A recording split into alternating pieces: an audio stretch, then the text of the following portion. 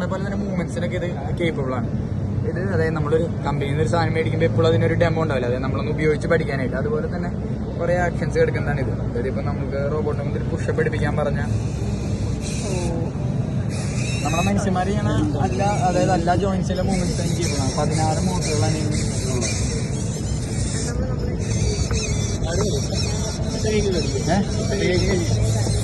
ഇതായിരുന്നു ഒറ്റ കാലിൽ ചെയ്തേ.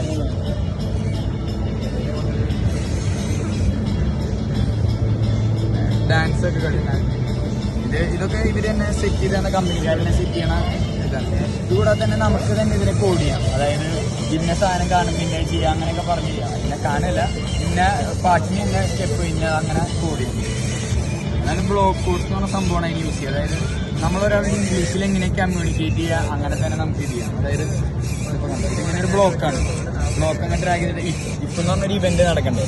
അതിൽ ഇഫ് ഡിസ്റ്റൻസ് 10 ഇത് ശരിക്കും പറഞ്ഞാൽ റോബോട്ടിൻ്റെ അകത്താണ് ഡിസ്റ്റൻസ് ഒക്കെ വരുന്നത്. ഇഫ് ഡിസ്റ്റൻസ് 10 ഡു എന്ന് പറഞ്ഞൊരു ആക്ഷൻ ആയിരിക്കണം. അപ്പോൾ മോഷനിൽ ഡു ഏതെങ്കിലും വേവ് ഹാൻഡോ എൽസ് അതല്ലെങ്കിൽ ഡിസ്റ്റൻസ് 10 എൽസ് വേറെ എന്ത് വരെ ആക്ഷൻ. ഇതിപ്പോൾ ശരിക്കും നമുക്കൊന്ന് വായിച്ചു ഇംഗ്ലീഷിൽ എങ്ങനെയാണ് നമ്മൾ അതുപോലെ തന്നെയാണ്. കുറച്ചും കൂടിയും ആ ലോജിക്ക് മാത്രം മതി അവർക്ക് അത് വർക്ക് ചെയ്യിപ്പിച്ചങ്ങ് പോകാൻ.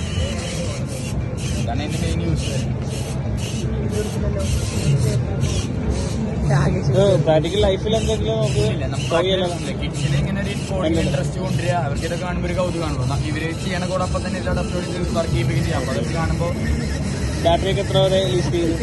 1.5 ചാർജ് 1 hour 3 മണിക്കൂർ 40 minutes ചാർജ്. ശരിക്കും ന്യൂജൻ ടോയ് എന്ന് പറയാല്ലേ? ആ കുറച്ച് എക്സ്പെൻസീവ് ന്യൂജൻ. ഇതിപ്പോൾ ഡിസ്കണ്ടിന്യൂഡ് വെർഷനാണ്. ഇതിന്റെ കറണ്ട് വെർഷൻ യാൻഷിനാണ് അതിന്റെ പേര്. ഇതിപ്പോൾ ചാർജ് ചെയ്യുമ്പോൾ റെസ്റ്റിലാണ്. റെസ്റ്റിലാണ്. Okay, thank U.